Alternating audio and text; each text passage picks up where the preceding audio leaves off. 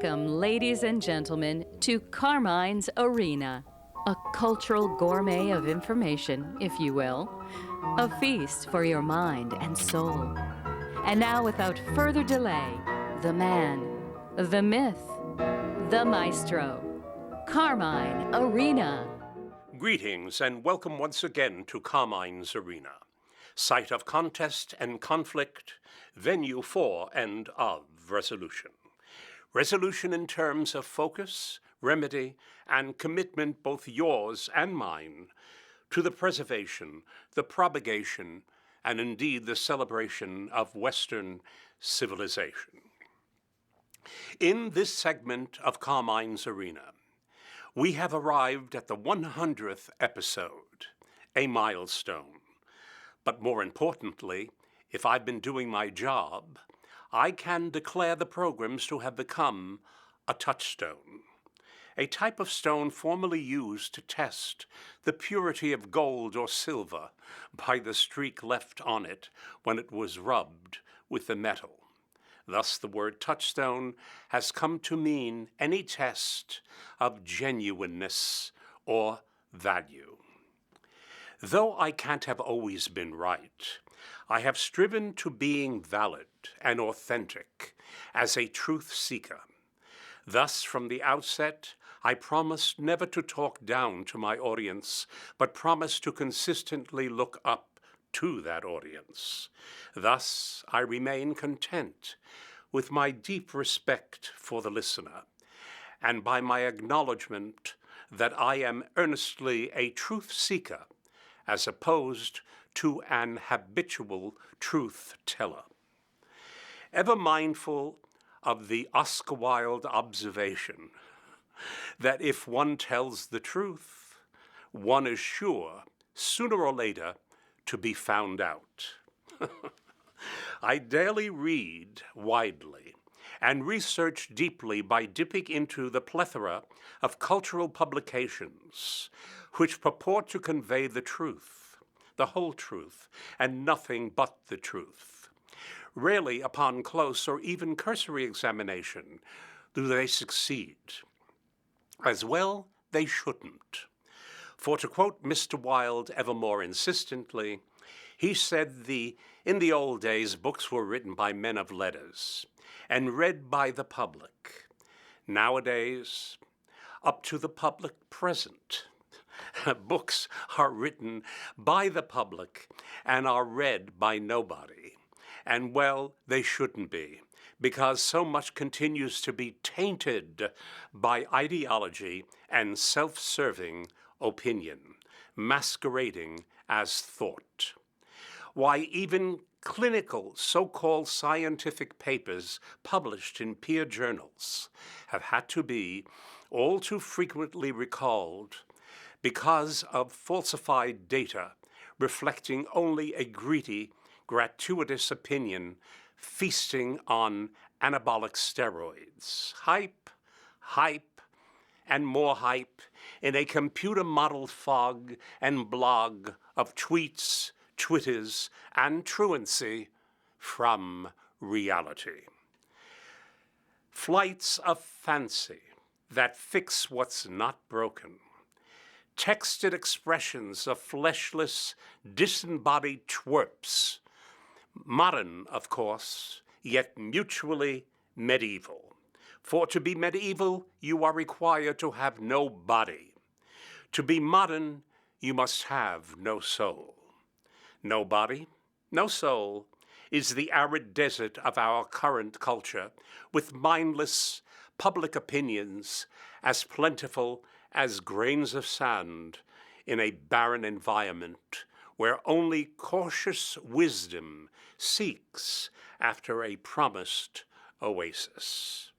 An oasis inexhaustible and rich with abundant reminders of a more deliberate and deliberative past. Whereas our new normal proponents appear satisfied to espy only mirages, which explains their inveterate thirst and incurable irritability. We hear an awful lot about love these days. It is about as authentic as pageant moms who doll up their so-called beloved daughters of 5, 6, 7, and 8, and like they were, 25, sexualizing them and objectifying them like a butcher's window display of tender beef. How different is the love of these pageant, ego-laden moms, for example, when you measure it against the validity of love as expressed by Elizabeth Barrett Browning in her quite perfect 43rd sonnet, which follows each rule of sonnet construction with precision and minus the pretty pose, and can be about anyone that is profoundly adored. It starts with a question. Listen, please. How do I love thee? Let me count the ways. I love thee to the depth and breadth and height my soul can reach when feeling out of sight for the ends of being an ideal grace. I love thee to the level of every day's most quiet need. By sun and candlelight, I love thee freely as men strive for right. I love thee purely as they turn from praise. I love thee with a passion put to use in my old griefs and with my childhood's faith. I love thee with a love I seem to lose with my lost saints. I love thee with the breath, smiles, tears of all my life, and if God choose, I shall but love thee better after death. Yes, the sonnet is palpably perfect, and one of the most difficult formats of many metered forms to be found in the poetic arts. But love itself is perfect, and forever seeks after perfection of its senses and sensibilities. And yet love itself is quite oddly simple to feel and comprehend when it is honestly and deeply felt and engaged. In Leonard Bernstein's great work entitled Mass, he gives the celebrant the opening words to intone, that God loves all simple things, for God is the simplest of all. Yes, for hasn't it been our ages-old credo that God is love? Little else remains more basic and universal. Would that we could engage the power of love with everything we do and say. Gone would be the jumble and muddle we make of existence. Those who feel they can subsist in the absence of God because God is merely a dismissive myth might be reminded what Einstein said of the unseen mysteries all about us. He said, if at first the idea is not absurd, then there is no hope for it. In a manner of speaking, the absurdities of our mysteries, our magic, and our miracles are the test of faith, which non-believers shall always bitterly fail and flee, particularly when reaching out of sight for the ends of being an ideal grace. They'll touch not love, but lust. Let this, my 100th episode, then be entitled Ideal Grace.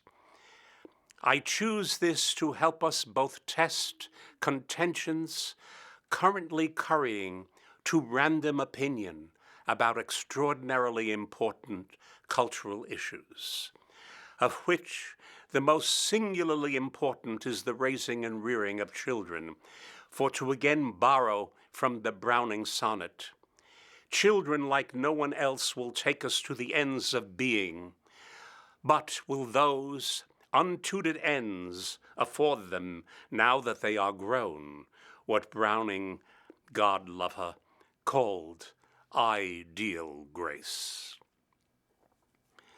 As things stand at the moment, ideals, let alone grace, are beyond the comprehension of all too many who don't select, but merely settle down to what they want, justifying it by comparing it to something worse. But why not compare to something better or best, ask I. But haven't we grown tired of those who compromise themselves and others? Their self-absorption routinely ornamented with affected piety and self-righteousness. They want no part of one soul reaching out of sight for the ends of being an ideal grace. It's now, this very moment, that matters. As for ideal grace, that is elitist claptrap.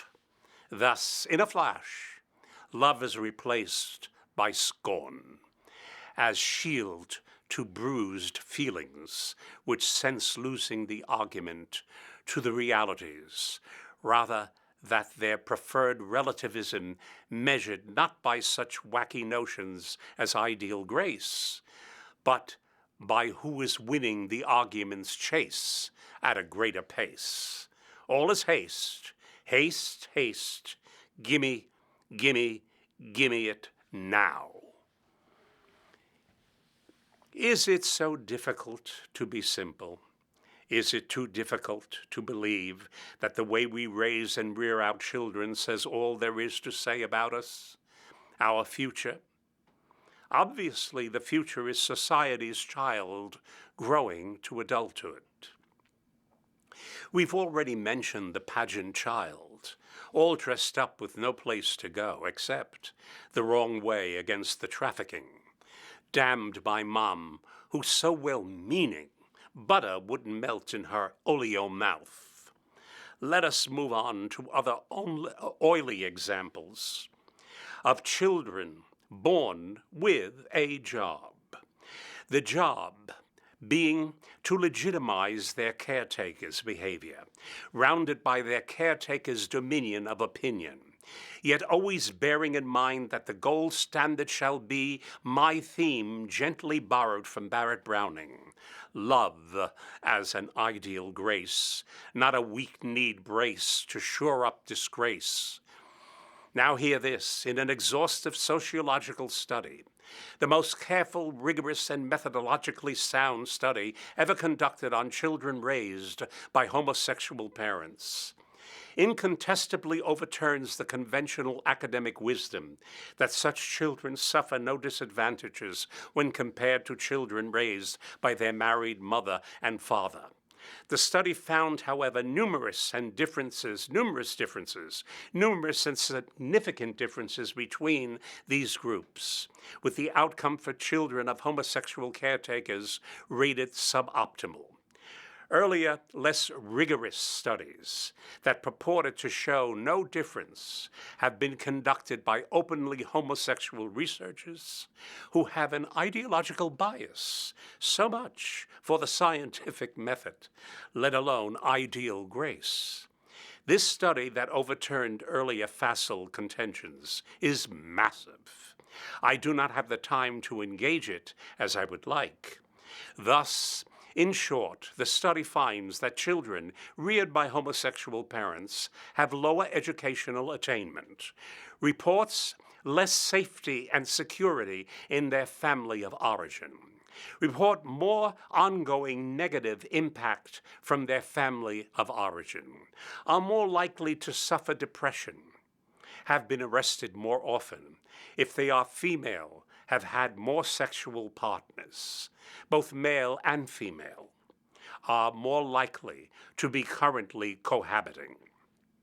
are almost 4 times more likely to be currently on public assistance, are less likely to be currently employed full-time, but more than 3 times more likely to be unemployed, and are nearly 4 times more likely to identify as something other than entirely heterosexual, are 3 times as likely to have had an affair while married or cohabiting, are an astonishing 10 times more likely to have been touched inappropriately by a parent or other adult caregiver, are nearly 4 times as likely to have been physically forced to have sex against their will, are more likely to have attachment problems related to the ability to depend on others, use marijuana more frequently, smoke more frequently, watch TV for long periods more frequently, have more often pled guilty to a non-minor offense. Thus, when it comes to gay couples adopting kids, every child has a right to have parents, but with respect. Not every adult has a right to have a child, let alone children. That also includes single women who have children from men they barely know, or choose from a list of sperm donors, about which more later. Right now, I must quickly address any who consider my recitations a result of homophobia. A dreadfully poor word, for phobia is an irrational fear. I personally have no such irrational fears. As a classically trained musician, I've had a lifetime of memorable and irreplaceable friends and colleagues who are gay. Were we to cast out gays from our lives, we would be significantly and profoundly impoverished, culturally deprived, and devastated. The gay roster of greatness then and now is a proud one. Leonardo da Vinci, Michelangelo, Alexander the Great, the Roman Emperor, Hadrian, another emperor, Ralph Waldo Emerson, Oscar Wilde, Tchaikovsky, and yes, parenthetically, one day we'll discuss the womanizer Casanova, who, like Don Juan, were closet gays. Well, we would be here for a long time if I continued, but rest assured I don't suffer from the hatred of gays, nor the fear of their greatness. Why, I would be dismissing Benjamin Britten, Aaron Copland, Leonard Bernstein, George Friedrich Handel, Thomas Mann, Lord Byron, Marcel Proust, Francis Bacon, Cole Porter, Virginia Woolf, Tennessee Williams, Noel Coward, etc., etc., and these are only off the top of my head. Yet homosexuals in civil unions, as adoptive parents, must give us pause. The asking of children to legitimize and conventionalize their caretakers is to replace simplicity with semantics, polarities with politics. We've come the sorrowful distance to legitimizing all too many of yesterday's no-nos. No-nos now become today's politically correct fashion. So much for parenting.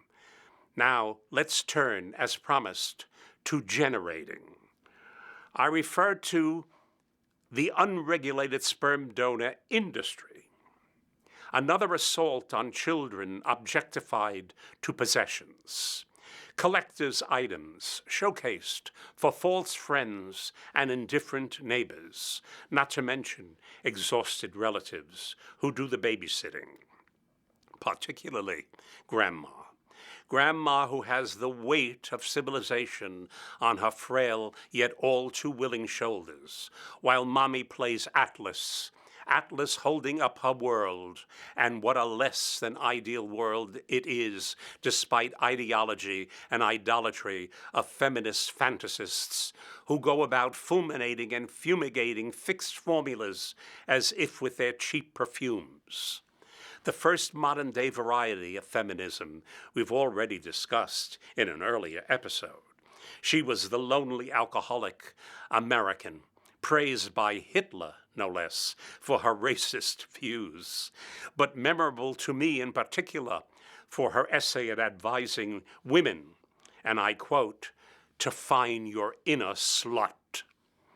I, of course, am quoting and referring to none other than Margaret Sanger, whose cheap perfume of thought has as much of ideal grace about it as one might find in a woman's prison. An ever-growing incarcerated population who tossed aside the power of femininity for the froth and flappings of feminism, who are now festering, ransacked of old privilege, privacy, and innocent pleasures, and crushingly forced and housed in a purgatory that rarely purges. Some liberation. Feminism is euphoric. In fact, recommends that men be made irrelevant. Males might be insulted by their ambitions, while men, in the fullest sense of the word, are grateful to be spared their dubious attentions. Let's now look at the unregulated donor industry, hailed by women who've made men irrelevant while ironically bringing more of that gender into the world. Are they getting even with the toughs they've reduced to tykes to tinker with and thunder against with impunity? Yes, how easy it is to becomes to corrupt, that is, the meaning and message of love, reduced to mischief. Elizabeth Barrett Browning must truly be glad she's dead. Her love and the grace of her love remaining godly and unsullied by painted simian fingers and tainted finagling. The new movie, Delivery Man, starring Vic Vaughn as a former sperm donor who discovers that he has more than 500 children, is quite possibly not a Hollywood exaggeration. In the good old USA, we are, as a society of devolving, graceless creatures, do not keep track of how many donors there are, or how often they donate, or how many children are born from donations. Unlike Hollywood's cutesy-woosy happy endings, this sad lack this said lack of tracking donors has real unregulated consequences for the real children donors produce. The Journal of the American Medical Association published a case study of a healthy 23-year-old donor who transmitted a genetic heart condition that affected at least 8 of his 22 offspring, including a toddler who died of heart failure. Whilst at work, playing God in absentia. Such is their conceit. Are we all so loveless and busy texting to be shocked and outraged and shamed by unregulated practices which lead to the birth and truth of children, to nothing more than deadbeat dads? These conceptions of mind and body are evidence of spiritual depravity and contempt for womanhood. The article, or one of the most informative articles I read, asked, how did we get to this point? For a donorship has evolved from a practice of customized production to an industry that resembles mass manufacturing.